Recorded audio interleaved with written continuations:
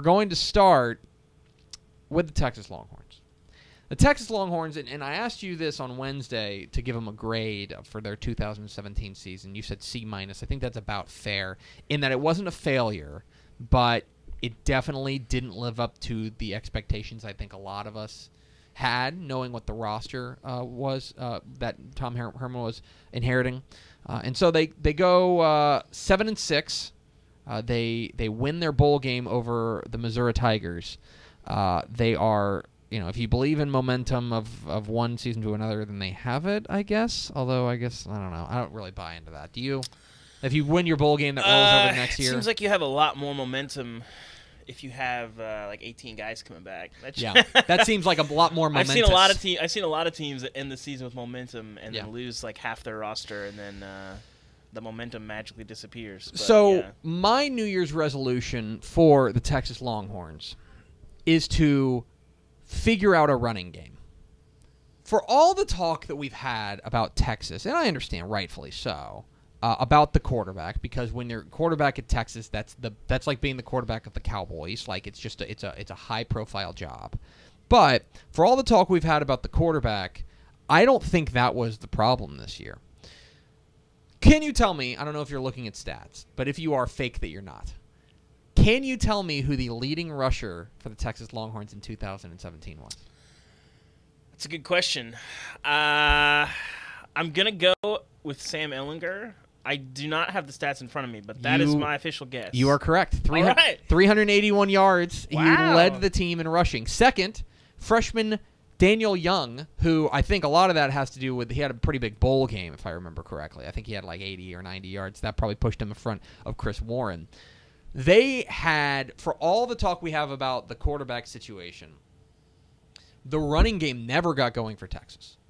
In fact, if you believe in those types of stats, they were 107th in the nation in yards per carry. That is not good.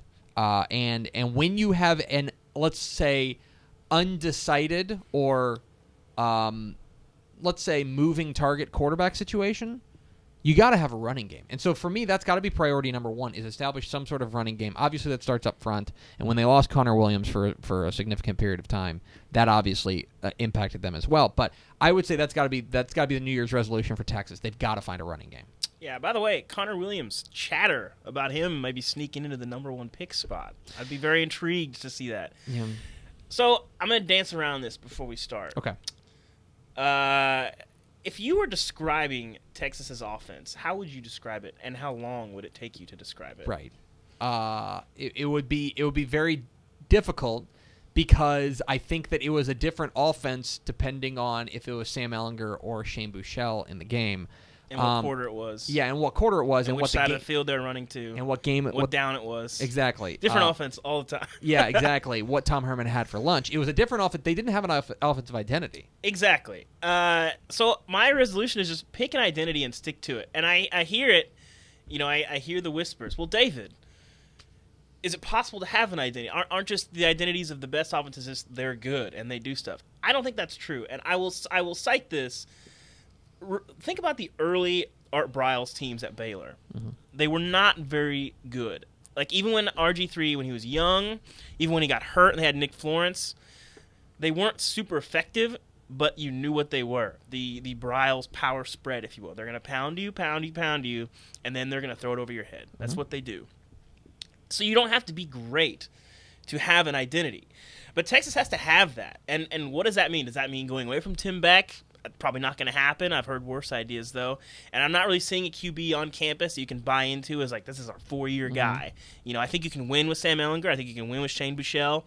But I don't think they're a guy that's going to win you a Big 12 title on his back. And I think that's important in the Big 12. I've said this before.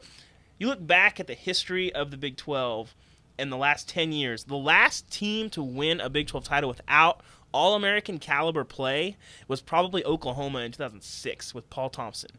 07 and 08, you had Bradford, Heisman caliber player. 09, Colt. 2010, Landry Jones. 2011, you had Brandon Whedon and Justin Blackman. 2012, you had Colin Klein. 2013 and 14, Bryce Petty. 2015 and 16 and 17, a young Austinite named Baker Mayfield. Right. You got to have those guys. If you don't Yeah. have an All-American caliber pass, you can't win, and you can't win a Big 12 title. Mm-hmm. And so anyway, yeah, I think you got to embrace whatever you're going to be, recruit to it.